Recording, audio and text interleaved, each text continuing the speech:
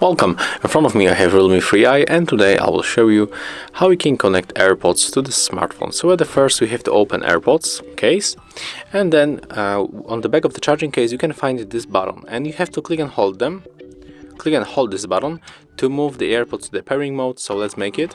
Click and hold, keep holding, and when the indicator starts blinking you can release that key. It means that the AirPods are in the pairing mode, so we can put them back, but remember to don't. Okay, I just made that mistake and I closed the case, but we can open it.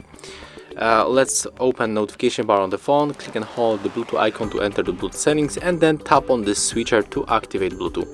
And as you can see, after a few moments our AirPods will pop on the available devices list.